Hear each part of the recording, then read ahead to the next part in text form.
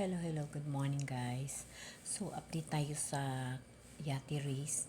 So, kagabi nakita ko sa post ng crew namin doon, yung mga kasama, na nakarating na sila at today, ngayon, nagre-ready na sila para sa starting ng race. Siguro start na sila ngayon.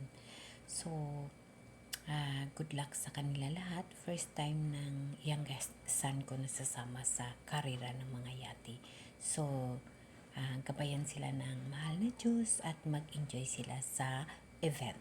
Okay guys, i-update ko kayo kung anong place at kung saan na sila banda.